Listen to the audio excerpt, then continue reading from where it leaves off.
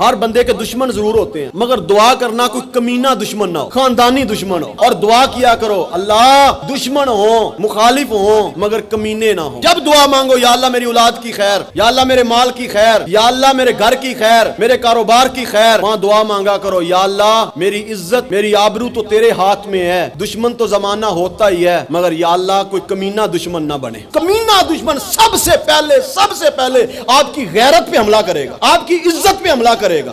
یہ کمینے لوگ ہوتے ہیں جو عزت کو تار تار کرنے کی کوشش کرتے ہیں۔ دعا کرو ایسا کمینہ دشمن کبھی زندگی میں نہ ملے جو تمہاری عزت کو پامال کرنے کی کوشش۔ ابو لہب ان میں سے ایک تھا۔ ابو لہب سب سے پہلا ابو لہب نے جو کام کیا، جو میں بات کر رہا تھا کہ آج میں پڑھ رہا تھا تو میں رو رہا تھا۔ ابو لہب اتنا کمینہ شخص تھا کہ اس نے اپنے بیٹوں عتبہ اور عتیبہ دو بیٹے تھے، ان بیٹوں کے ساتھ حضور علیہ الصلوۃ والسلام کی بیٹیوں کا عقد ہوا تھا۔ ام کلثوم اور جناب رقیہ کا نکاح ہوا تھا، ابھی رخصتی نہیں ہوئی تھی۔ ابو لہب نے مخالفت میں اپنے بیٹوں کو کہا محمد کی بیٹیوں کو طلاق دے دو۔ حضور کی بیٹیوں کو طلاق دے دی گئی۔ حضور کو بڑی تکلیف ہوئی اس چیز کی۔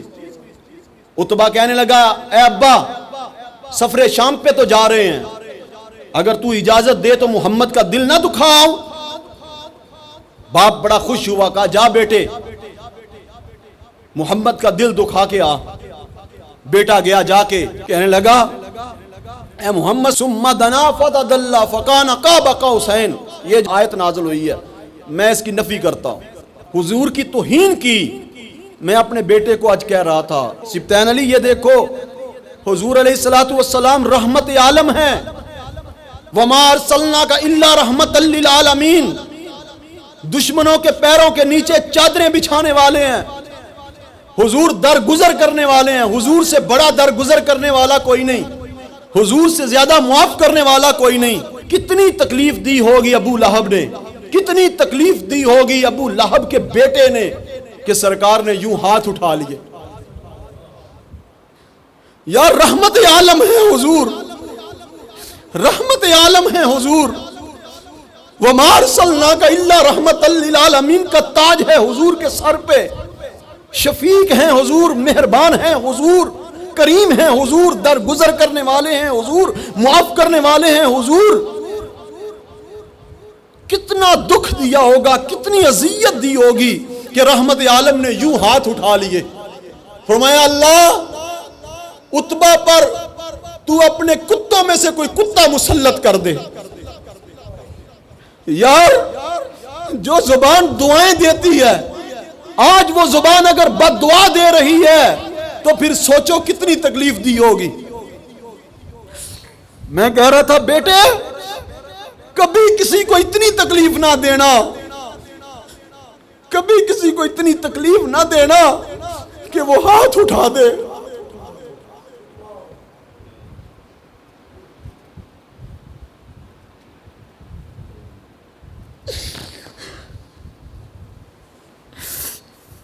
کبھی کسی کو اتنی تکلیف نہ دینا کہ وہ ہاتھ اٹھا دے اللہ کی بارگاہ میں۔ آخر بندہ تنگ تو آ ہی جاتا ہے، غریب کے پاس اور آسرا ہی کیا ہے ایک بد دعا کے سوا۔ تو پھر جب مظلوم کی بد دعا نکلتی ہے، ہاں نکلتی ہے، عرش سے پار جاتی ہے، سیدھی عرش تک پہنچتی ہے، کوئی رکاوٹ نہیں آتی۔ مظلوم کی ہاں سے بچو، مظلوم کی ہاں سے بچو۔ رحمت عالم ہے حضور، رحمت عالم ہے حضور، حضور رحمت عالم ہے۔ وما ارسلناک الا رحمت للعالمین کا تاج ہے حضور کے سر پہ۔ حضور جیسا شفیق کوئی نہیں، حضور جیسا مہربان کوئی نہیں، مگر کتنا تنگ کیا ہوگا ابو لہب نے کہ حضور نے ہاتھ اٹھا دیے۔ ابو لہب کے بیٹے کے لیے کہا اللہ دنیا کے کتوں میں سے کوئی کتا اس پہ مسلط کر دے۔ ابو لہب کا بیٹا حضور کو اذیت دے کے دل دکھا کے گھر میں گیا، جا کے اپنے باپ کو فخر سے کہنے لگا ابا خوش ہو جا، میں آج محمد کا دل دکھا کے آیا ہوں۔ ابو لہب بڑا خوش ہوا، کہنے لگا بیٹا کچھ کہا تو نہیں تھا نا، محمد نے کہا انہوں نے بد دعا کی میرے لیے. کیا کہا؟ کہا دنیا کے کتوں میں سے کوئی کتا ہے اللہ اس پہ مسلط کر دے.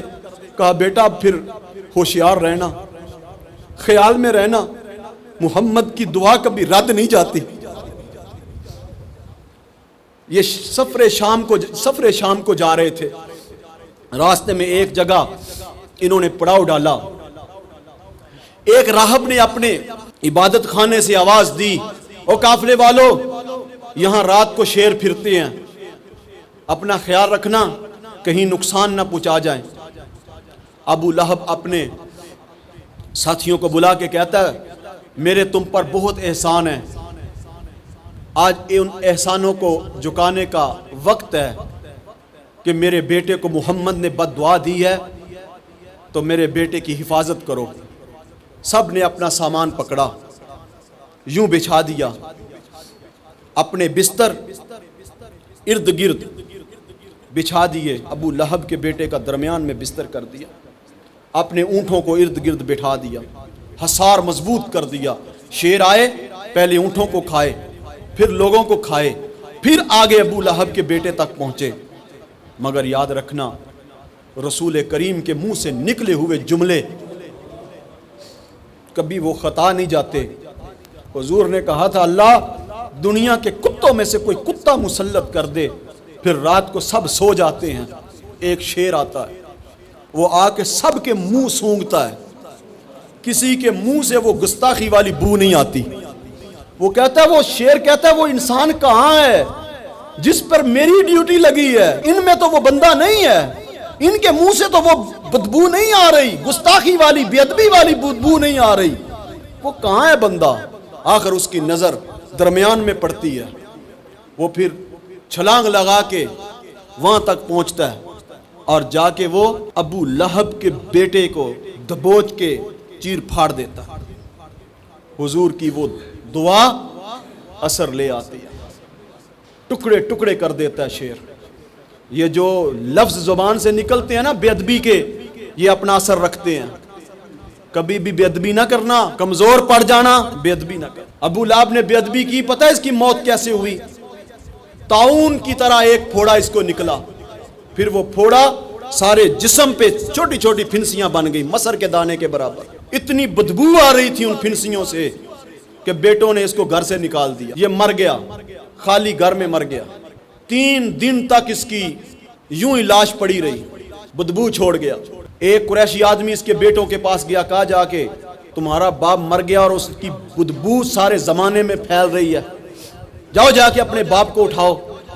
انہوں نے پھر حبشی غلاموں کو بلایا، وہاں سے اٹھوایا اور اٹھوا کے گھسیٹ کے گڑھے میں گرا دیا گیا، یا ایک دیوار کے پیچھے گرا کے اوپر سے پتھر پھینک دیے گئے. کتے کی موت مرا ابو لہب. ساری زندگی اس نے حضور کی مخالفت میں گزاری.